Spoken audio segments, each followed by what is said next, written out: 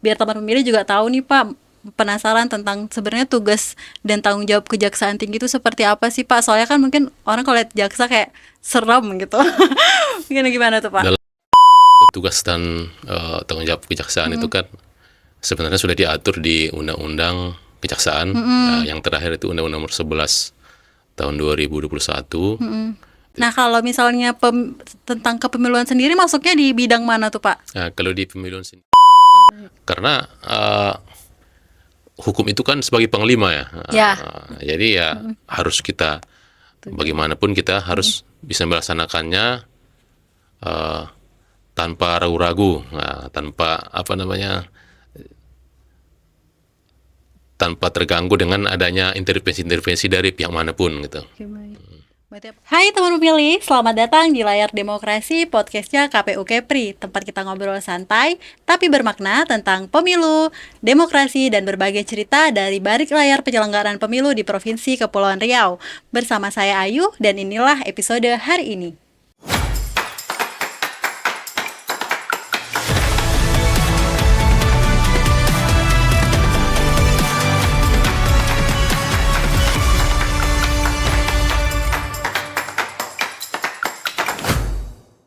Teman pemilih, pemilu bukan hanya tentang memilih, tetapi juga tentang bagaimana aturan ditegakkan secara adil, transparan, dan berintegritas. Penegakan hukum menjadi pilar utama agar setiap tahapan pemilu berjalan sesuai dengan asas langsung, umum, bebas, rahasia, jujur, dan adil. Dalam kesempatan ini, KPU Provinsi Kepulauan Riau menghadirkan narasumber dari Kejaksaan Tinggi Provinsi Kepulauan Riau sebagai salah satu unsur penting dalam penegakan hukum pemilu untuk berbincang dari berbagai perspektif mengenai peran, tantangan, serta sinergi antar lembaga dalam mewujudkan pemilu yang berkeadilan. Telah hadir bersama saya, Kepala Seksi Penerangan Hukum, Kejaksaan Tinggi Provinsi Kepulauan Riau, Bapak Yusnar Yusuf, SH.MH. Selamat datang Bapak Yusnar. Apa kabar hari ini Bapak? Alhamdulillah. Alhamdulillah baik ya Pak. Cuaca sekarang lagi tak terduga ya Pak ya. Iya, akhir tahun kadang panas, tiba-tiba hujan ya Pak ya. Baik Pak Yusnar, boleh menyapa teman pemilih Pak sebagai Selamat pagi teman pemilih dimanapun berada. Teman pemilih. Nah Pak, mungkin sedikit perkenalan untuk teman pemilih, masih ada beberapa yang belum mengenal profil dari Pak Yusnar. Silakan Pak, boleh perkenalkan diri. Ya, selamat pagi teman pemilih, khususnya masyarakat Kepri yang kami cintai. Perkenalkan, saya Yusnar Yusuf, SH.MH. Tadi sudah disampaikan oleh Mbak Ayu, host, bahwa saat ini saya dipercayakan menjadi melaksanakan tugas sebagai Kepala Seksi Penerangan Hukum di Kejaksaan Tinggi Kepulauan Riau.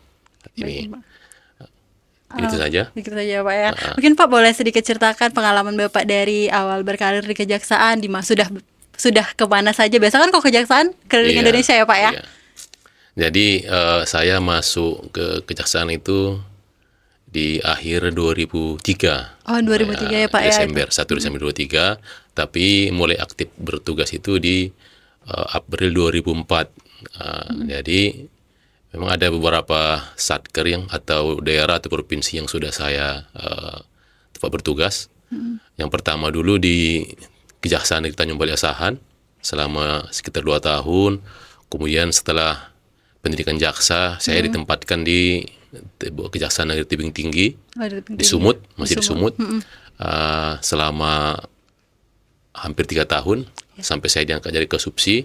Kemudian saya waktu itu dimutasi lagi ke Kejaksaan Negeri Dairi, masih di Sumut, ya Pak ya? sebagai Kasih Pidum, Tindak Pidana Umum, selama 3 tahun setengah. Kemudian setelah itu saya tugaskan di Aceh. Aceh ya yaitu Pak. di Kejaksaan Negeri Lok Sumawe selama 2 tahun sebagai Kasipitsus. Kemudian saya pindah lagi ke Aceh Tamiang, masih Aceh, selama 3 tahun sebagai Kasih Tindak Pidana Umum.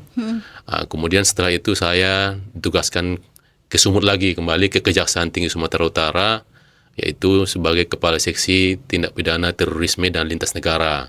Hampir 5 tahun saya di sana. Kemudian di awal Agustus tahun 2024 tahun lalu, sekarang udah hampir setahun 5 bulan, saya ditugaskan di Kejaksaan Tinggi Kepulauan Riau sebagai kepala seksi penerangan hukum, kasih penkum di Kepri. Oke, Mungkin itu saja mungkin. baik Pak. Pak berarti dari yang saya tangkap tadi Bapak lebih banyak di daerah Sumatera Utara ya Pak ya? Iya, benar. Nah mungkin bisa ceritakan Pak pengalaman pertama kali datang ke wilayah Kepulauan Riau, karena kan pasti secara geografis beda tuh Pak. Di Iya. sana kan daratan, di sini lebih banyak laut, airnya ibaratnya gitu. Gimana tuh Pak?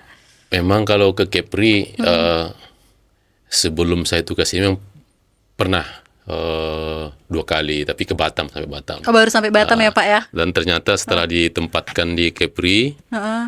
ya, yang ternyata kantor kita Kejati itu berada di Tanjung Pinang. Ya, memang terus terang dulu saya bingung juga daerah mana. Ternyata setelah kita tanya teman-teman atau kita lihat tentang profiling Kepri yang memang wilayah kepulauan, Iya. ya ternyata asik juga ya. Asik di sini ya Pak ya? Asik, ya, alamnya sangat indah, tempat wisata juga merupakan tujuan wisata yang sangat diminati masyarakat, baik Iya. domestik maupun Internasional ya, internasional. Dan ya saya senang juga di sini. Di sini ya Pak ya? Masyarakatnya juga sangat welcome ya. Ya, Di sini sangat ramah ya Pak? ramah, toleransi juga sangat tinggi di sini. Di sini. Ya. Berarti Bapak datangnya 2024 kemarin Pak? 2024. Berarti udah ini 1 tahun ya Pak? Setahun 5 bulan. Setahun 5 bulan di sini ya Pak ya. Untuk selain mungkin kalau secara dari kerjaan, mungkin kan di sana daratan tuh gimana Pak penanganan itu, kayak kasus-kasusnya juga kan kalau Kepri ya? di Kepri, kalau di darat kan mungkin penanganannya. Kasus secara umum lah ya. Iya, boleh. Memang ini jadi salah satu kendala sedikit ketika kita sharing dengan teman-teman, khususnya di Pidum, di Pitsus, baik itu di Kejari sampai ke Capjari. Daerah kepulauan menjadi tantangan juga sebenarnya. Tantangannya seperti apa tuh Pak? Apalagi seperti ada beberapa satker, kalau nggak salah Natuna, Lingga. Kalau Lingga, yang mereka belum memiliki pengadilan negeri sendiri. Belum ada pengadilan negeri sendiri ya, Jadi Pak ya? mereka itu sidangnya di kabupaten lain gitu. Jadi ini jadi tantangan dengan butuh waktu yang cukup banyak, tenaga juga kan. Apalagi kadang menangani perkara Pidum atau Pisus itu kan harus bawa tersangka. Iya, jadi effortnya lebih besar ya Pak ya? Sampai dengan kalau tidak salah Natuna bawanya, saya lupa apakah bawa ke Pinang atau kemana ya. Tapi mereka itu bawa tahanan itu begitu ada tahap 2 penyerahan tersangka dan barang bukti dari penyidik. Jadi mereka itu bawaannya sampai naik kapal itu berapa malam gitu. Iya. Wah, ini kan tantangan yang sangat Luar biasa ya Pak ya. Karena kalau misalnya kalau di Sumatera mungkin satu daratan, kalau ini kan iya. secara kesini aja transportasinya tidak setiap hari ya Pak ya. Benar. Tapi jadi pengalaman yang seru juga mungkin ya Pak. Nggak seru ya Pak? Seru dan ya gimana ya? Ya waktu di jalannya mungkin berat, tapi setelah lewat mungkin asik juga gitu. Oh, bisa juga dilewati ya Pak Bisa ya. juga ternyata. Tapi terbantu juga sebenarnya sejak zaman COVID itu kemarin kan, sidang kan banyak yang dilaksanakan secara daring ya. Ya. Nah, itu sebenarnya membantu juga. Walaupun memang setelah lewat masa COVID ada beberapa perkara yang masih bisa dilaksanakan secara daring, tapi ada beberapa perkara yang memang harus dilaksanakan secara offline gitu. Oke, baik Pak. Berarti mungkin hikmahnya dari COVID itu akhirnya ada solusi untuk Iya, itu ya Pak. benar, Bisa secara daring untuk sidang-sidang yang dengan wilayah yang transportasinya tidak setiap hari. Nah, kalau misalnya berarti pertama kali Bapak ke sini tahu kesannya di Tanjung Pinang nih Pak, tahu mungkin kan beda tuh, ini kita belum konteks yang ini ya Pak ya, misalnya yang ringan-ringan dulu nih, misalnya kayak misal Bapak sampai ke Tanjung Pinang terkait mungkin kayak kulinernya itu gimana tuh Pak? Kulinernya enak, Enak ya, bagus, Pak? kan lebih banyak masakan Melayu ya. Ya, Di Medan pun kan ya di Medan, ya di sana lebih ke kulinernya mirip-mirip Melayu juga sih. mirip ya Pak, jadi nggak terlalu ini ya nggak Pak, terlalu. culture shock nggak ya Pak ya? Nggak. Terus juga mungkin masyarakatnya juga kan banyak juga pendatang juga kan Pak. Jadi mungkin lebih Cuman mungkin itu kenapa tuh, harganya Pak? mungkin agak mahal dikit. Oh, lebih mahal dari sana ya Pak ya? Dibanding Medan, Iya karena kulinernya. Apalagi sayur sama buah ya.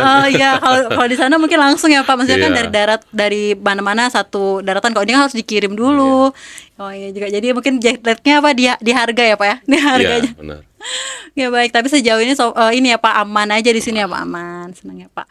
Baik Pak, mungkin kita sebagai pengantar aja tadi kesan di Tanjung Pinang khususnya ya Pak, terutama tempat dinas Bapak. Nah mungkin kita biar teman pemilih juga tahu nih Pak, penasaran tentang sebenarnya tugas dan tanggung jawab Kejaksaan Tinggi itu seperti apa sih Pak? Soalnya kan mungkin orang kalau lihat jaksa kayak serem gitu. Mungkin gimana tuh Pak? Dalam hal apa nih? Dalam konteks secara umum. Secara umum, ya. Kalau tugas dan tanggung jawab kejaksaan itu kan sebenarnya sudah diatur di Undang-Undang Kejaksaan. Yang terakhir itu Undang-Undang Nomor 11 tahun 2021. Di sana ada beberapa tugas, yaitu yang pertama di bidang pidana, Ya. kemudian ada di bidang perdata dan tata usaha negara, kemudian ada di bidang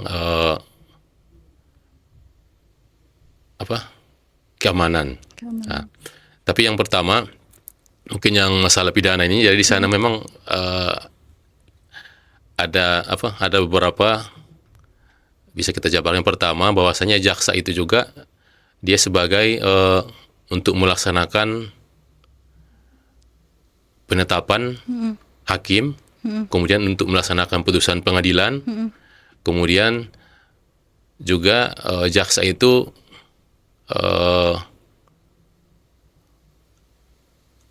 dalam tindak pidana tertentu berwenang untuk melakukan penyidikan.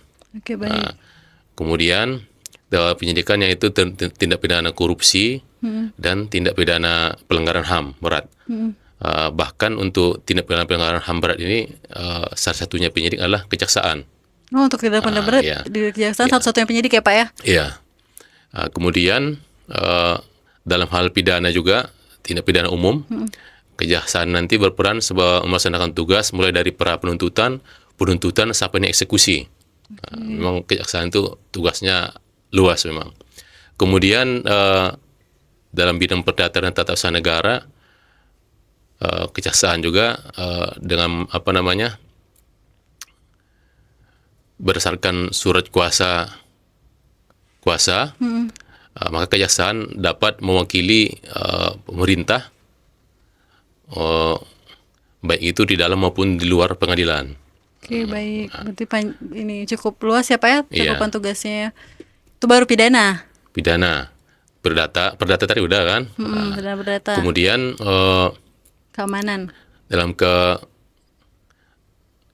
kejaksaan juga ada beberapa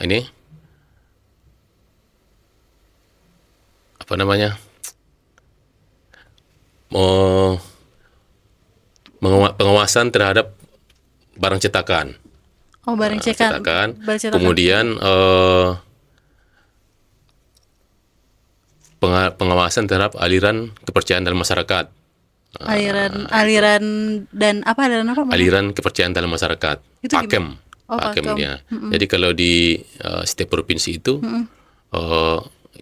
tim Pakem itu kan dia ada beberapa unsur dari instansi. Kalau di pusat unsur dari kementerian. Kalau kita di provinsi itu kita ketuanya Pakem itu adalah kejaksaan. Oke, baik. Itu fungsinya, maksudnya tugasnya tuh untuk maksudnya menjaga kepercayaan masyarakat gimana tuh Pak? Jadi lebih konkretnya mungkin gini, ketika ada aliran kepercayaan masyarakat yang mungkin menyimpang, Oh, aliran kepercayaan masyarakat. ya. Oh, oke, baik. atau adanya penodaan terhadap suatu agama gitu yang meresahkan di masyarakat, sehingga kejaksaan hadir, tim Pakem nanti hadir untuk memitigasinya sehingga bisa mengantisipasi tidak terjadi hal-hal yang tidak diinginkan gitu. Lagi. Oh, oke, baik. Oh, bahkan untuk misalnya ini kan untuk aliran kepercayaan seperti itu dari kejaksaan juga Iya. ada timnya Pak ya? Itu Iya. timnya berarti kejaksaan sendiri atau ada kolaborasi dengan? Ya nanti kan ada beberapa kalau di provinsi dia ada beberapa instansi. Nanti ada dari Polri, ada dari Kemenak, Iya. ada dari dari Pemprov itu dari Kesbang, Iya. kemudian ada dari apa eh, BIN, Oh, dari BIN juga ya Pak ya. nanti ada dari unsur TNI juga, ada Pak, dari Korem, dari beberapa dinas lagi, ada dinas baik. pariwisata, dinas pendidikan, nah gitu, banyak sih, Oke, berarti termasuk sinergi. termasuk ini apa FK apa Forkom. FKUB ya. FKUB ya. Forum Komunikasi Umat Beragama Oh, dan MUI juga. MUI juga. Oh, berarti sinergi ya Pak ya. Ya, Cuman di apa lintas ya, sektor ya. lintas sektor tapi penanggung jawabnya dari bukan Iya, dari kejaksaan. kejaksaan. Oke, baik. Nah, kalau misalnya tentang kepemiluan sendiri masuknya di bidang mana tuh Pak? Nah, kalau di pemiluan sendiri kita masuk pertama dalam bidang pidana umum, Pidana umum. kemudian nanti dalam bidang datun dan intelijen. Dan Oke. pidana umum ini nanti kejaksaan nanti aktif. Yang pertama itu di dalam Sentra Gakumdu. Oh, Setra Gakumdu ya Pak ya. Ya, ada tiga unsur kan, di sana ada Panwaslu, Bawaslu. ada kepolisian, ada kejaksaan. Kejaksaan, bertiga Sentra Gakumdu tadi. Kemudian nanti kejaksaan juga melakukan penegakan hukum dalam hal mulai dari pra penuntutan, kemudian penuntutan sampai eksekusi. Oke. Dalam hal pelanggaran tidak pidana pemilu tersebut. Kemudian dari sisi dari bidang datun, maka nanti kejaksaan dapat memberikan pendapat hukum ataupun pendampingan hukum bagi lembaga pemerintah, mungkin KPU atau Panwaslu atau lainnya ketika terjadi perselisihan gitu. Oke, baik. Kemudian dari sisi intelijen, maka kejaksaan nanti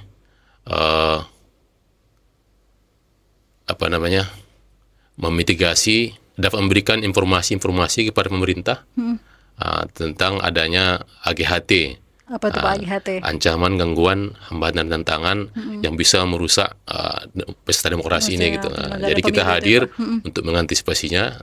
Melalui intelijen tadi ya Pak ya? Iya. Oke, baik. Berarti kalau kompleks ya Pak tugasnya tadi ada Wah, ya. kompleks tugasnya. Nah, kalau misalnya tadi Bapak sampaikan Sentra Gakumdu terdiri dari Bawaslu, Kejaksaan dan Kepolisian. Nah, ini gimana sih Pak metode koordinasinya, boleh disampaikan? Mungkin dijelaskan sama teman pemilih, mungkin masih banyak yang belum familiar tentang Iya. Sentra Gakumdu Metode nih Pak. koordinasi ini kan dia kan kalau pesta demokrasi kan per 5 tahun ya. Iya, betul. Tapi kan sebelum habis, dia nanti ada tahapan-tahapannya.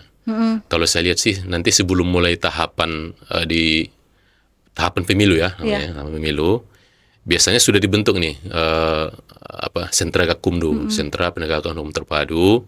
Jadi nanti di dalamnya tadi saya sampaikan dari Bawaslu, kalau di provinsi kan ada Panwaslu provinsi, kemudian ada Kejaksaan Tinggi, kemudian ada Kepolisian. dari Polda. Polda. Demikian juga nanti di tingkat kabupaten. Kabupaten kota. Oke. Jadi nanti ketiga unsur ini nanti masing-masing ada ditunjuk koordinator dan pembinanya. Oke. Pembinaan biasanya pimpinan langsung pimpinan Satker. Kalau untuk koordinatornya biasanya ada Aspidum kalau di Kejati. Kemudian kalau di Polda ada Kabareskrim. Di Reskrim. Kemudian nanti ada beberapa jaksa, kalau dari kejaksaan ada ditunjuk sebagai jaksa di Gakumdu, ada nanti ditunjuk. Jadi mereka itu khusus untuk menangani perkara pelanggaran tidak pidana pemilu nanti. Tentu, dan mereka biasanya ada ininya, ada posko khusus, ada posko khusus Sentra Gakumdu itu ya Pak ya. ada posko khusus. Biasanya ada di Bawaslu. Bawaslu, Bawaslu. benar. Kemudian biasanya di masing-masing instansi ada juga. Seperti kita di Kejati biasanya ada kita buat posko Gakumdu langsung. Jadi nanti setiap hari masing-masing unsur tadi harus ada yang piket di posko itu ya Pak. posko yang tadi yang di Bawaslu lah. Di Bawaslu. Jadi ini apa namanya tuh sinergi lah. Nanti ada dari pihak Kejaksaan, Bawaslu, kemudian dari Kepolisian di situ ya Pak ya. Jadi mereka tentu mulai dari kan begitu sudah ada tahapan pemilu, itu sudah ada potensi adanya pelanggaran tidak pidana pemilu kan. Iya, betul, dari tahapan awal. Jadi ketika ada pelanggaran pemilu, ada masyarakat atau pelapor yang atau melapor, ya nanti teman-teman yang baik yang ketiga unsur ini yang sudah ditugaskan piket di poskonya tadi, ya mereka harus aktif. Oke. Walaupun nanti memang yang menerima pelaporan itu biasanya, pelaporan itu yang menerima nanti dari Panwaslu dulu kan. Ya, dari Bawaslu dulu. Nanti semua dikaji, makanya mereka hadir di situ. Mulai dari pelaporan, mereka harus mendampingi gitu.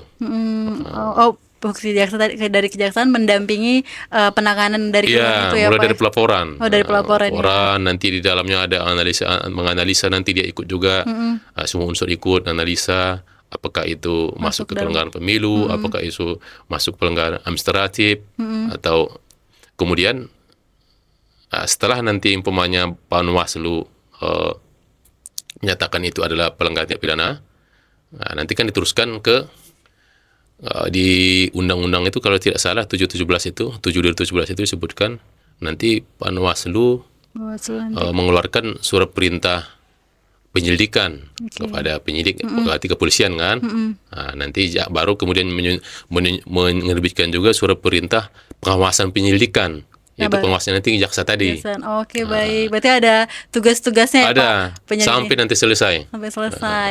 Berarti dalam konteks saya di tahapan pemilu, kejaksaan mengawasi, kepolisian menyelidiki atau kejaksaan ikut turut. Kalau untuk penyelidikan dan penyidikannya tentu teman-teman dari Polri, tapi nanti teman dari kejaksaan nanti ikut mengawasi. Oke, baik. Tapi mengawasi punya sistem koordinatif itulah kan. Koordinatif, iya, Pak. Kemudian nanti begitu penyidikan sudah selesai, nanti kan berkasnya tetap dikirim kepada kejaksa Gakumdu tadi, dikirim ke kejaksaan kan. Iya. Nanti ditangani sama jaksa Gakumdu, ada namanya pra penuntutan, kemudian penuntutan sampai eksekusi. Tapi nanti semua tahapan ini ya memang agak khusus, berbeda dengan hukum acara yang umum kan, dengan KUHP kan. Dia lebih khusus, nanti penyidikan hanya waktu 7 hari, kemudian pratut hanya 5 hari. Iya. Pratut itu meneliti berkas apakah lengkap atau tidak alat buktinya, Dokumen pendukungnya, Pak ya. iya, bukti pendukungnya, perbuatannya. Kemudian hanya 5 hari, kemudian nanti limpah ke pengadilan, sidangnya pun hanya 7 hari kan, 7 hari. Karena dituntut tadi kan tahapan juga ada batas waktu bakal Iya, jadi sangat harus singkat. singkat ya Pak. Jadi memang harus Jadi mulai dari awal, mulai dari pelaporan, mulai dari penyidikan, Baik. mulai dari sampai dengan pratut, sampai penuntut, sampai sidang, yang ketiga unsur ini harus bekerjasama. baik. Harus koordinasi yang sangat, ini harus bersinergi benar, harus optimal kan. Optimal untuk mendapatkan tadi hasilnya ini termasuk Iya. dalam pelanggaran atau tidak. Kalaupun masuk dalam pelanggaran, bagaimana penanganannya ya Pak ya. Iya. Karena dituntut dikejar-kejar waktu, karena tadi terbatas sama proses tahapan kan, ada tahapannya banyak ya Pak. Jadi harus Jadi jaksa itu nanti di situ hadir, dia bagaimana untuk memberikan supervisi para teman-teman yang di Gakumdu Gakumdu. agar kualitas alat bukti itu sesuai. sesuai dengan hukum acara kan. Sehingga nanti untuk dibawa ke persidangan sudah kuat untuk membuktikan orang bersalah gitu. Baik. Kalau berarti Bapak kan 2024 di bulan apa waktu ini Pak?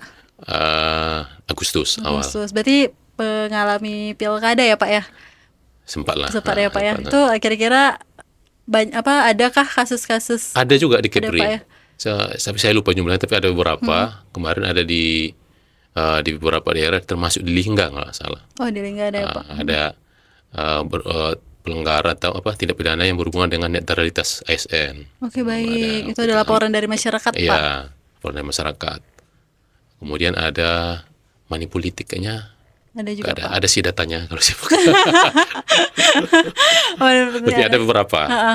Teman politik ada juga untuk netralitas ASN. Bahkan ini loh. Apa tuh Pak? Kemarin di sekitar beberapa minggu lalu, sentra Gakumdu Kepri itu, karena memang mereka sangat koordinasi yang sangat bagus, Iya. kerjasama sangat bagus dalam apa namanya. Kemarin mereka dapat reward dari mana itu ya? Dari KPU pusat ya? Dari KPU RI ya Pak ya? Untuk Lupa saya, KPU pusat atau dari Panwaslu atau Bawaslu ya? Bawaslu. Kepri juara 1 untuk tingkat penanganan 1. itu ya. Iya. Wis, luar biasa untuk sentra Ya. dokumen Kepri ya Pak ya pada tahun 2024 ya Ya, pelaksanaannya. tentunya ini kan ketiga instansi tadi kan. Ya karena koordinasi yang Iya. tadi bagus ya Pak Iya, ya. bagus Sinerginya oke dalam penanganan kasus tadi. semua. Sebuah ya karena memang kalau misalnya kita bergerak sendiri nggak akan bisa juga Nggak ya akan Pak ya. bisa. Saya misalnya Pak Bawaslu sendiri, kepolisian sendiri. Apalagi pokoknya kejaksaan pun begitu nanti sidang di pengadilan, udah sidang pun ya teman-teman dari penyidik, dari Polri, dari Panwaslu, ya mereka harus tetap aktif. Contohnya untuk menghadirkan saksi-saksi. Yang tahu saksinya kan kemarin yang meriksa teman-teman dari Bawaslu. Panwaslu sama ini kan Polri kan. Ya. Biasanya mereka yang hadirkan biasanya. Oke, baik. Dari kejaksaan tadi mensupervisi ya Pak ya. Iya. Supervisi, baik. Berarti Pak, tadi Bapak sampaikan kasus-kasusnya ada di Lingga. Kalau di selain Lingga ada juga. Ada juga. Ada sih datanya, cuman saya nggak ingat. Baik, nggak apa-apa Pak. Berarti intinya pada saat itu ada pelanggaran, tapi mungkin jumlahnya tidak banyak ya Pak ya. Tidak terlalu banyak. Berarti Dibanding daerah provinsi lain ya kita masih kecil lah. masih relatif aman ya pemilunya Pak ya. Aman, Pilkadanya lancar. lancar. Baik Pak, ini mungkin lebih ke pandangan Bapak sih, bagaimana Kejaksaan Tinggi Kepri memaknai penegakan hukum pemilu dalam konteks menjaga demokrasi yang sehat. Gimana tuh Pak? Tentu bahwa penegakan hukum itu sebagai instrumen penting untuk menjaga kualitas demokrasi agar tetap jujur, adil, dan berintegritas penegakan hukumnya.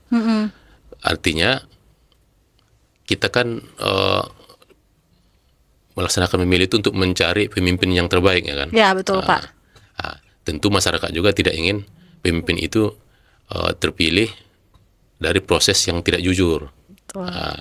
Ketika dia terpilih tapi ternyata dengan cara-cara yang tidak jujur, cara-cara yang tercela, ada pelanggaran, tapi pelanggaran tadi tidak kita tegakkan. Di sini mungkin nanti masyarakat jadi nggak percaya dengan supremasi hukum itu sendiri gitu. Iya, jadi tas isu ya Pak ya. Nah, Oke, baik. Begitu mungkin untuk agar demokrasi berjalan sesuai, karena demokrasi ini kan memang dari rakyat untuk rakyat ya Pak ya. Jadi memang harus ya kalau misalnya untuk melahirkan pemimpin yang bersih, caranya juga harus bersih ya Pak. Nah terus gimana sih Pak, menurut Bapak penegakan hukum pemilu ini seringkali disebut sebagai pilar demokrasi. Dalam hal ini gimana Kejaksaan menanggapi ini Pak? karena kan demokrasi kan tidak hanya bergantung pada pemungutan suara saja, ya kan? Iya. Tetapi pada aturan yang ditaati dan ditegakkan secara adil. Iya. Karena dengan adanya penegakan hukum, maka nanti dapat menjamin pemilu yang jujur, adil, kemudian kedaulatan rakyat juga terjamin, kemudian memberikan kepastian dan perlindungan hukum, membangun kepercayaan publik, kemudian dia menjaga integritas proses, proses seperti yang kita sampaikan tadi kan, dijaga, kemudian melindungi hak rakyat, kemudian membatasi kekuasaan, juga kan, dan juga memastikan demokrasi berjalan bukan hanya secara prosedural, tetapi juga substantif dan bermartabat gitu. Jadi juga agar terlahir tadi pemimpin-pemimpin yang sesuai harapan, yang bisa tadi memenuhi harapan rakyat ya Pak ya, untuk Indonesia Emas 2045. Baik Pak, kalau misalnya tadi kita bicara tentang pelanggaran kan Pak, Bapak sampaikan tadi tidak berbicara tentang angka sih, tapi lebih ke bagaimana sih penanganan atau pada saat itu kan pelaporan terkait netralitas ASN atau money politik. Selain itu ada lagi Pak? Atau boleh saya buka datanya?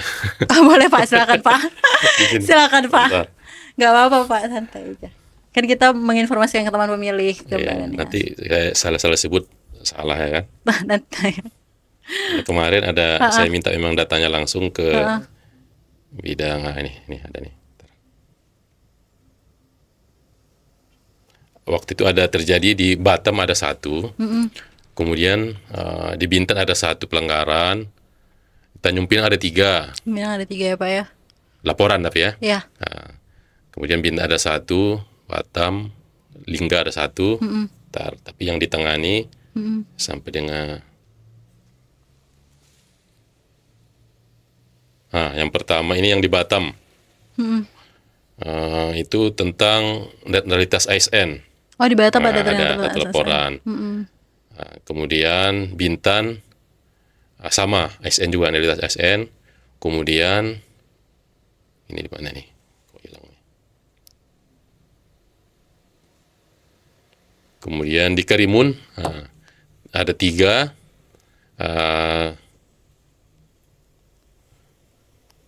Netralitas ASN juga sama. Oke, baik. Kemudian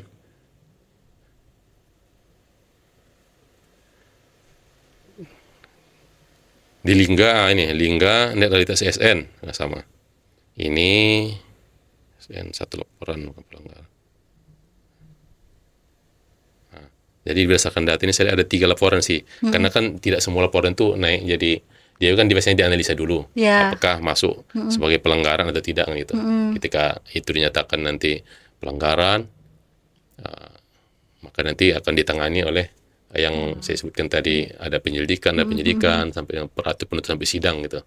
Oke, panjang. Berarti kalau tadi saya bisa tarik kesimpulan dari beberapa kabupaten kota di Provinsi Kepulauan Riau, mungkin masalahnya di Netralitas ASN. Iya.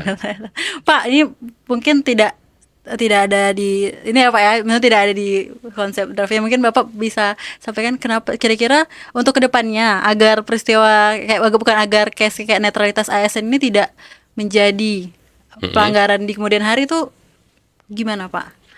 Ya harusnya ya kita semua ini kan jadi tugas semua pihak ya, tidak hanya KPU, tidak hanya Bawaslu, tidak hanya kejaksaan, tapi ini semua pihak, semua masyarakat, khususnya yang para ASN lah. Ya. Ya kita sadar lah, kita kan sudah disumpah sebagai ASN, sebagai pelayan publik. Kita sudah ada peraturan yang mengatur, ada peraturan pemerintah tentang disiplin kepegawaian. Ya. Kemudian ada juga undang-undang pemilu. Di sana kan memang dinyatakan bahwasanya kita itu ya harus netral kan. Ya, betul Pak. Kita memiliki hak untuk memilih, ya tapi tidak berpihak. Benar. Jadi kita, apalagi kita sebagai ASN, tentunya kita harus memberikan contoh edukasi kepada masyarakat. Ya kita tunjukkan bahwasanya ternyata ASN itu bisa menjaga kenetralannya dalam melaksanakan dalam penyelenggaraan pemilu gitu. Walaupun memang ya mungkin ada beberapa ASN yang berat untuk melaksanakannya ya, apalagi dia mungkin ada kepentingan yang mungkin calon-calon kepala daerah yang akan dipilih ini mungkin atasannya sebelumnya kan, mungkin ada yang yang petahana kan gitu kan, berat ya Pak ya. Tapi disitulah ditantang ya kan. Disitulah integritas yang diuji ya Pak ya. Ya. Bagaimana netralitas ASN ini benar-benar diterapkan ya Pak. Kalau tadi berarti kan netralitas ASN, money politik. Nah kalau money politik sendiri tuh Pak, bagaimana sih agar masyarakat bisa aware atau tidak terpengaruh dengan money politik Pak? Ya harusnya ya masyarakat juga harus menjaga integritasnya juga. Karena kalau menurut saya selain itu melanggar pidana itu dosa ya kan. Ya betul. Jadi orang yang mau menerima uang untuk memilih seorang, ya berarti dia siap untuk menanggung risikonya. Yang pertama, ya siap untuk dijerat dengan hukuman kan. Memang kalau untuk di daerah lain, kalau pengalaman saya, kalau di sini saya tadi datanya tidak ada money politik. Mungkin yang tidak ada yang dilaporkan mungkin ya, walaupun mungkin kita tidak tahu lah kalau di luar gimana. Tapi yang penting kalau share data dia tidak ada laporan ya Pak. Tapi kalau di daerah-daerah lain dulu, waktu saya tugas, pernah juga kita bergabung di Sentra Gakumdu, banyak yang money politik ini yang kita tangani ada. Ya, mungkin banyak faktor mungkin ya. Iya, faktor. Biasanya money politik ini Pak, berarti kalau di Kepri karena mungkin karena tidak ada laporan. Berdasarkan data tidak ada. Tidak ada laporan. Tapi di kenyataannya realnya kita tidak tahu. Tahu ya, benar. Mungkin kalau misalnya pengalaman Bapak menangani laporan terkait money politik di daerah lain itu seperti apa Pak? Sebagai gambaran lah untuk bukan mengajarkan tapi buat kita lihat sih kejadiannya seperti ini dia biasanya. Tapi yang kita tangani waktu itu memang caleg ya, calon legislatif. Dia kan ada tim TSTS-nya, tim sukses. Tim sukses. Tim suksesnya ini yang aktif mendatangi ini masyarakat, nanti per desa ini Nah, mungkin ada koordinatornya lagi di situ Oh, kan. ada koordinatornya lagi ya, Pak. Berapa orang yang bisa, nah, gitu kan, untuk memilih ini ya, bukan hanya caleg aja sebenarnya, termasuk kepala semua lah kan. Semua lah pokoknya itu ya, Pak Jadi ya. nanti per kepala itu dihitung. Nanti dimintanya KTP lagi kan. Ya. Nah, mintanya KTP atau KTP sama apa? eh undang apa namanya tuh? Belangko itu ya, belangko Ini ya untuk pemilihan itu C ya, berapa Pak. namanya? C formulir C, Ah, C. ya lah undangan untuk pemilihan kan. Ya. Nah, nanti bayar duit Per itu ya, Pak ya, per KTP. tapi yang lebih konyolnya lagi ternyata itu kan TS salah satu kan. TS yang lain mungkin datang juga ke tempat yang sama, jadi tinggi-tinggian gitu. Iya, Nah, oh. plafonnya mana lebih tinggi itu ya. Ya itulah yang dipilih ya, Pak ya. Oke, baik. Mungkin Nah, jadi waktu itu ya syukurnya ada beberapa daerah waktu itu kita tangani. Nah, itu ada masyarakat yang melaporkan kan. Nah, terima kasih juga lah kepada masyarakat. Nah, sehingga langsung ditangkap, diproses akhirnya. Nah, syukurnya yang caleg tadi nggak terpilih kan. oh iya, kalau nggak ini lagi ya, Pak ya. Rubi-rubi lagi. Syukur, tapi itu tadi ya, Pak ya. Maksudnya tidak juga hanya masyarakat, berarti calonnya juga harus Oh ini iya. ya kan, Pak kan. Berawal dari dia kan, Iya, sebenarnya kan. Berarti selain pemilihnya harus cerdas, juga calon-calonnya juga harus berintegritas ya, Pak Iya, ya. iya. Karena kan juga tadi ketika mereka mengeluarkan uang belum tentu masyarakatnya milih, yang Iya, ada iya. kalah gitu kan, malah menjadi beban. Asal jangan nggak dipilih, nggak kalah, ternyata uangnya ditarik lagi kan. Banyak di berita. Ya, diminta ini freedom lagi. Ya baik, Pak. Nah, tadi kalau berbicara soal money politik mungkin banyak sih mungkin pengalaman Bapak. Nah, cuman kalau misalnya sebenarnya tantangan terbesar yang dihadapi kejaksaan dalam menangani tindak pidana pemilu tuh apa aja, Pak? Ada beberapa hal sih. Yang pertama, tadi sesuai dengan regulasinya, hukum acaranya tadi kan dia kan Iya. khusus ya. Ya, Dengan tenggat waktunya sangat singkat.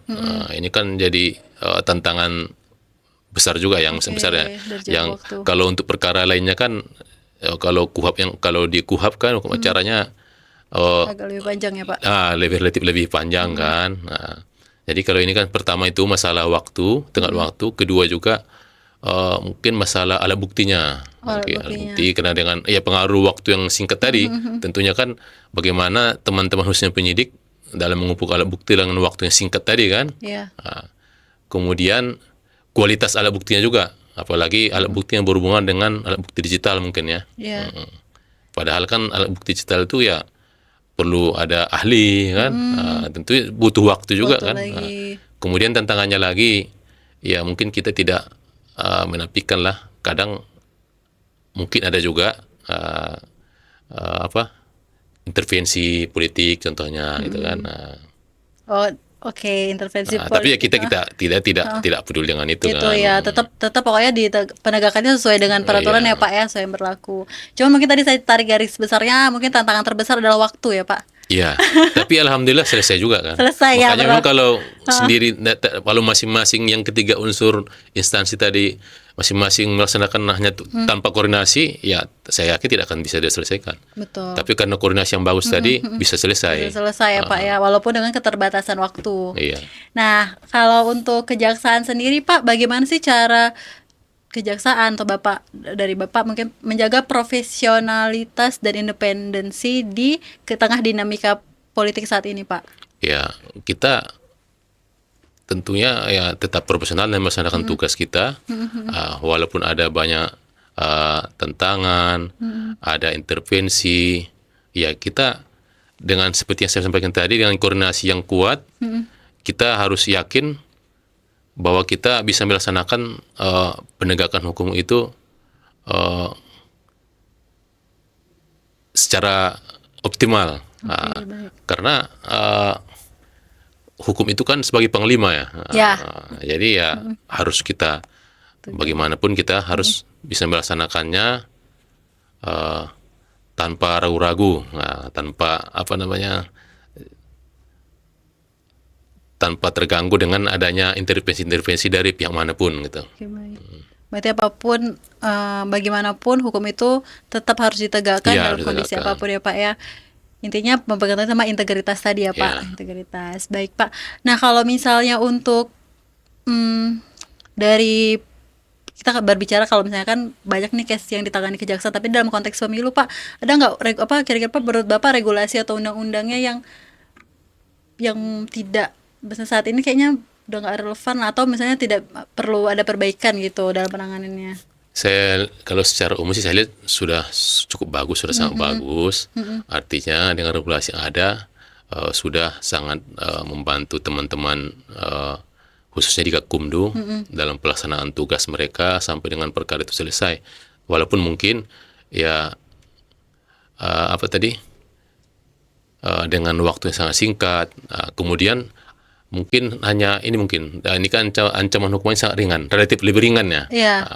Artinya dengan ringannya hukuman tersebut, ini kan membatasi hak dari penegak hukum itu untuk melakukan upaya paksa atau seperti penahanan gitu. Ya kalau kita sih inginnya mungkin kita bisa mencontoh seperti ada kanun peraturan di Aceh. Iya, betul Pak. Gimana Kalau tuh saya tidak salah, kanun di Aceh itu mereka semua di sana hampir semua pidananya itu tidak pidananya bisa ditahan tanpa melihat berapa ancaman hukumannya. Kalau kita kan yang undang-undang pemilu kemarin kan dia tetap untuk penahanan, untuk upaya paksa penahanan, dia kan tetap berdasarkan KUHAP. Nah, dia dibatasi kan 5 tahun ke atas baru boleh ditahan. Tapi kalau kita mungkin bisa mengadopsi, kita mencontoh yang kanun. Kalau saya tidak salah, kanun waktu saya tugas di Aceh terakhir itu seperti itu, hampir semua tindak pidana bisa ditahan. Tanpa melihat berapa ancaman hukumannya gitu. Oke, baik Pak. Berarti tadi mungkin teman pemilih masih belum tahu nih Pak, terkait tadi yang Bapak sampaikan, tidak semua tindak pidana itu bisa ditahan berdasarkan kurun waktunya. Nah, itu berapa Pak, boleh sampai mungkin sebagai informasi juga untuk Iya, dia kalau di KUHAP itu kan di pasal 21. Tapi untuk ini ya, kalau sejak 2 Januari 2026 itu udah beda lagi hukum acaranya. KUHAP-nya kan udah KUHAP yang baru, Undang-Undang nomor 20 tahun 2005. Tapi kalau untuk yang dari saat ini sampai dengan untuk mundur, kita kan menggunakan KUHAP yang lama, Undang-Undang nomor 8 tahun 81. Di sana memang ditegaskan di pasal 21 kalau tidak salah, bahwa ada syarat subjektif dan objektif untuk melakukan penahanan. Termasuk dalam perkara pemilu ini kan. Syarat objektifnya yang pertama itu dia ancaman hukumannya harus di atas 5 tahun. Oke, baik. 5 tahun lebih atau lebih. Atau ada beberapa perkara tertentu walaupun dia tidak mencapai 5 tahun bisa ditahan juga. Baik. Itu syarat objektifnya. Kalau subjektifnya Pak? Subjektifnya kan dari penegak hukum itu sendiri, mungkin dikhawatirkan si tersangka melarikan diri atau menghilangkan barang bukti. Gitu. Jadi bisa dilakukan penahanan kalau seperti itu Pak ya. Oke, baik. Berarti tadi ya Pak, mungkin secara ini sudah, tapi mungkin kalau misalnya bisa diadopsi dari sana gitu ya Pak. Tapi kalau untuk di 2026 memang udah beda lagi nanti regulasinya kan. Kalau untuk pengacara kan kita sudah ada Undang-Undang 20 tahun 2025, masih baru. Kemarin diundangkan di tanggal 17 kalau tidak salah. Berarti baru berapa hari kan? 17 Desember kemarin Pak ya? Tapi sudah berlaku di 2 Januari nanti. Oke, baik. Berarti tahap untuk sosialisasinya atau itunya udah sifat banget ya Pak? Ya, itulah tugas kita bersama nanti mensosialisasikan.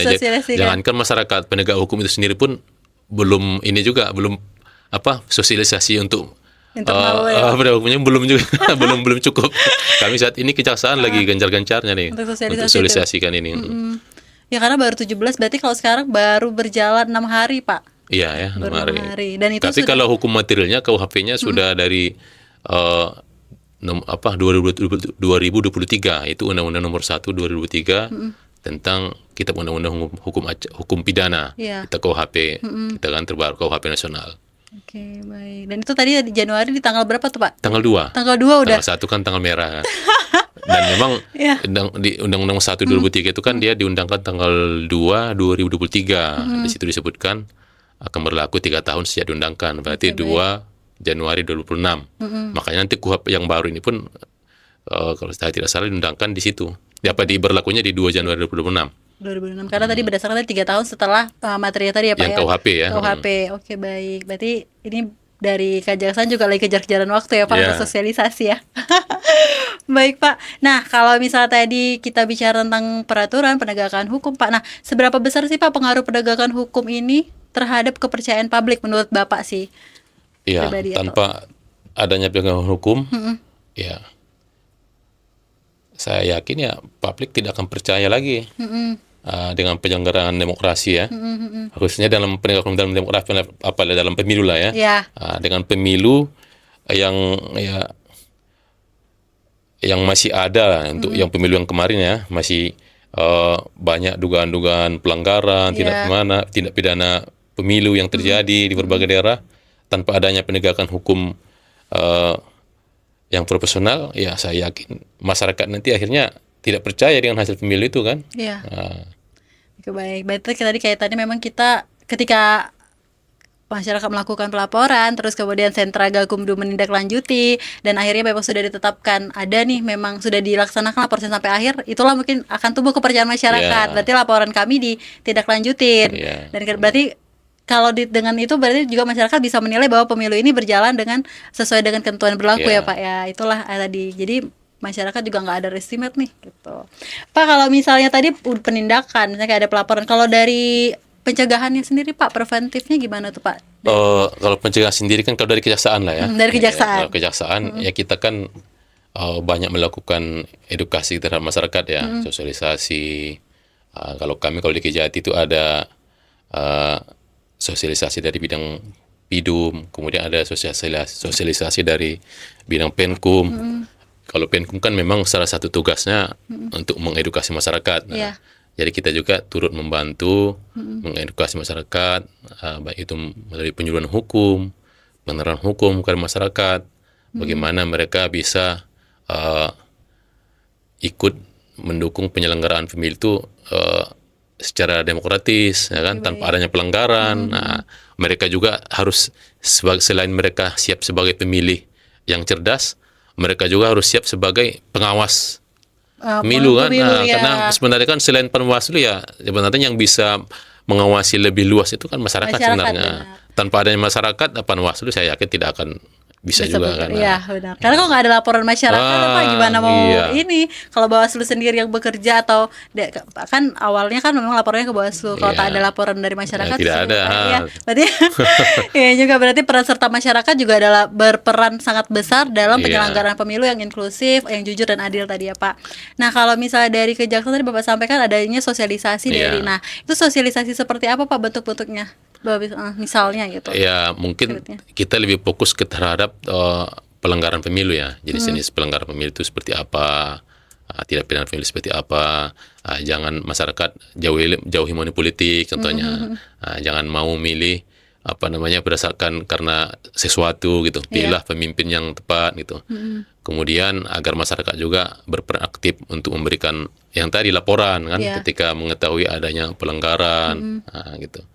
Mungkin seperti itu. Betul. Kalau misalnya kayak di KPU sendiri kan Pak, kami ada program ke sekolah-sekolah atau ke instansi-instansi gitu kan Pak. Nah, kalau dari kejaksaan sendiri apakah ada program sama juga. Berarti ke masyarakat sekolah ya, Pak? Dan kalau tidak salah itu kemarin ada juga yang dari Gakumdunya langsung mereka sosialisasi juga langsung ke beberapa daerah. Ke beberapa daerah itu maksudnya ke lingkup kelurahan atau gimana tuh Pak?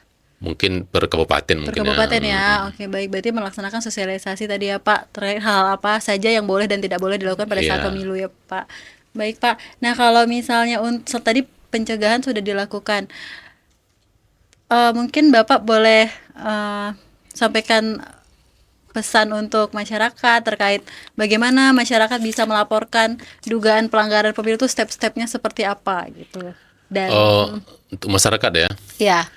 Kalau untuk masyarakat yang ingin melaporkan ketika mengetahui adanya pelanggaran tidak pidana pemilu, yang pertama, masyarakat harus tahu bahwa ada dia limit waktu untuk melaporkan. Artinya, begitu mengetahui ada pelanggaran, kalau bisa sesegera mungkin. Saya lupa kalau regulasi yang terakhir itu berapa hari ya. Tapi kalau saya tidak salah dia 5 hari. 5 hari ya. Jadi yang pertama harus diingat itu. Yang pertama aktif untuk melaporkan, tapi harus mengetahui juga hukum formilnya kan. Jangan lewat 5 hari sehingga laporan bisa diterima. Okay. Kemudian mungkin kalau di masyarakat itu kan begitu dia melihat ada pelanggaran yang paling gampang mungkin bisa juga didokumentasikan ya. Ya, oke baik. Untuk tadi bukti pendukung ya Pak ya. Iya, pendukung. Iya, karena kalau lapor tapi nggak ada buktinya susah Iya. gitu Pak ya.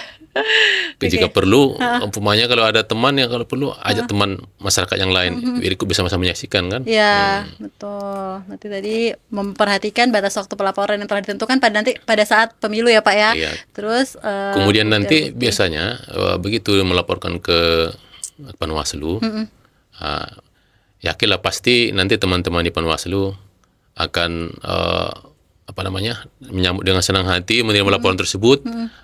Kemudian nanti ya mungkin akan dilakukan apa namanya semacam wawancara gitulah ya, Ya. di awal ya, biar mungkin Ini nanti pendalaman ya Pak ya. biar tahu sejauh mana sih laporan tersebut. Kronologisnya seperti apa ya Pak? Apakah kira-kira memang menuju menjurus ke adanya pelanggaran atau tidak gitu kan? Ya. Mungkin nanti ya sampai dengan apa penyidikan nanti ya mungkin jadi saksi sampai sidang juga saksi gitu.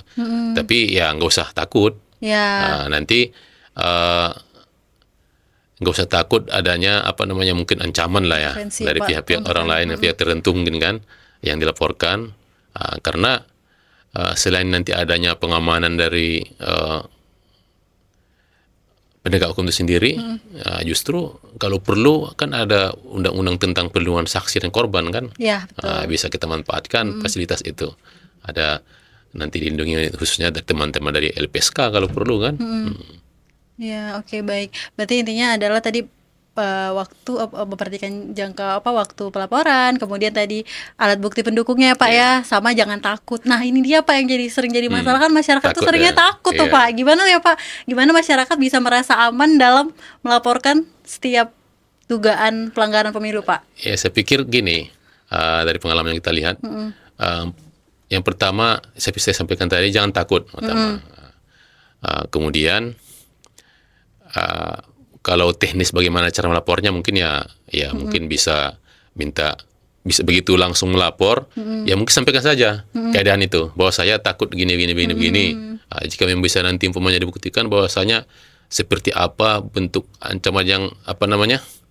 Jadi nanti penegak hukum itu bisa menilai kepada si pelapor ini seperti apa yang harus diberikan perlindungan gitu. Oke, baik.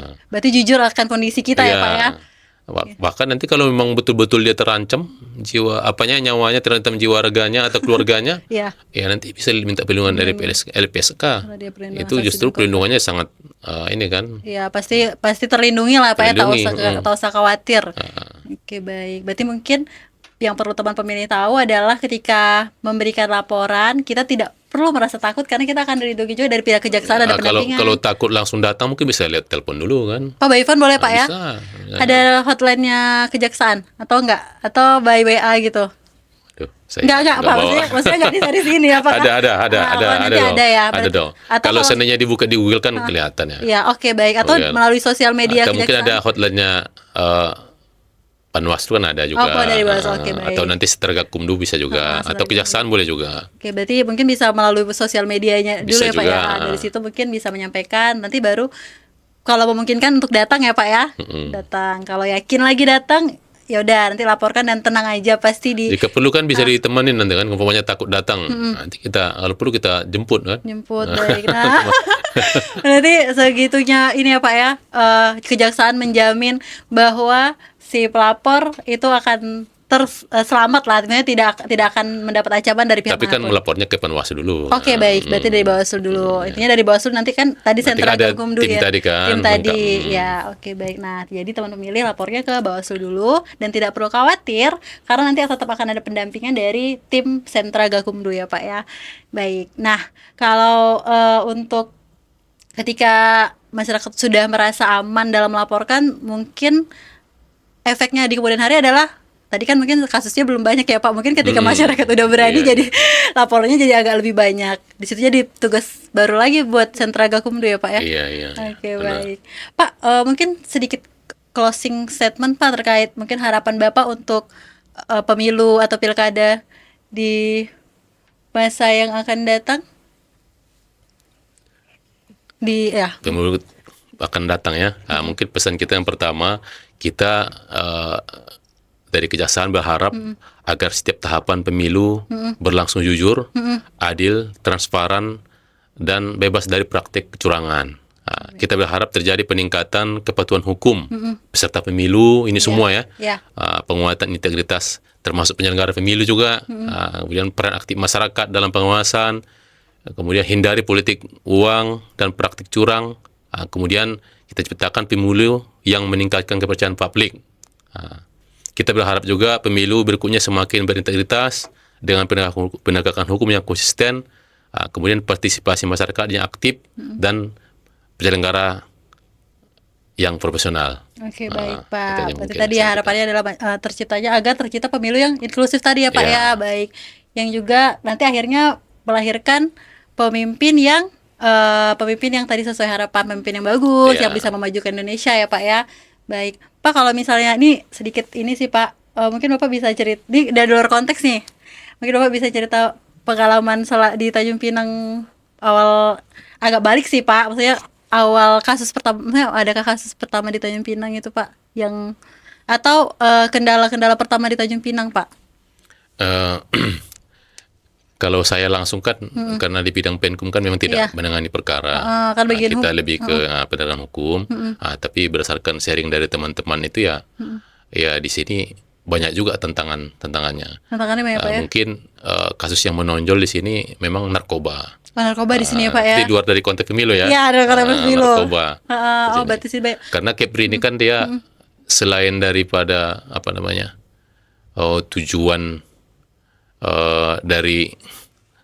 tujuan dari peredaran narkoba sendiri, dia juga sebagai tempat transit juga. Baik. Dari luar negeri kadang lewat dari tempat kita, padahal sebenarnya tujuannya ke negara lain lagi. Karena kan Kepri ini kan kita berbatasan dengan negara luar ya, banyak hampir dengan semua negara ASEAN kita berbatasan. Kemudian juga kita wilayah kepulauan 96% ya. Ya, 96% kepulau perairan ya Pak ya, cuma 4% aja daratannya. Jadi sangat tantangan, bahkan ke pengalaman kalau masalah narkoba ini di Kepri ini kalau tidak salah barang bukti yang paling besar. Oh iya Pak. Sejarah setahu saya sejak saya masuk Kejaksaan, bahkan saya cari juga di berita-berita, sepertinya Kepri ini yang paling besar. Ada pernah waktu itu di awal tahun kemarin itu ada penangkapan narkoba sampai 4 ton. Baik. Oh, banyak juga ya Pak. Sabu ya. Pak, dengan wilayah yang maksudnya itu dengan penduduk yang nggak banyak ternyata kasusnya lumayan besar ya Pak. Memang kalau di Kepri yang paling menonjol perkara narkoba. Baik Pak, itu mungkin sebagai intermezzo aja sih Pak. Dari pemilu. Baik Pak, saya pribadi dan ini mengucapkan terima kasih atas kesediaan Bapak sudah datang di podcast kami di Layar Demokrasi Pak. Mudah-mudahan nanti di kemudian hari ketika diundang Bapak tidak kapok ya Pak ya. Insyaallah. dengan tema-tema yang lebih menarik lagi Pak. Tadi kan boleh. Dengan ini kan sebagai pengantar tugas dan fungsi dari Kejaksaan dan tim Sentra Gakumdu. Kedepannya mungkin kita akan cari tema-tema yang lebih spesifik ya Pak. Siap. Dengan senang hati. Terima kasih Pak Yustan. Ya, makasih Pak Ayu. Teman pemilih, dari pembincangan hari ini kita belajar bahwa penegakan hukum pemilu bukan hanya tanggung jawab penyelenggara dan aparat penegak hukum, tetapi juga membutuhkan peran aktif masyarakat dalam menjaga proses demokrasi yang bersih dan berintegritas. Sinergi antara KPU, Kejaksaan, dan seluruh pemangku kepentingan menjadi kunci penting dalam mencegah pelanggaran serta memastikan setiap tahapan pemilu berjalan sesuai dengan aturan yang berlaku. Terima kasih telah menyimak Layar Demokrasi dari awal hingga akhir. Sampai jumpa di episode selanjutnya. Mari bersama kita jaga demokrasi yang berintegritas. Layar Demokrasi, teman setia pemilih cerdas. Bye-bye.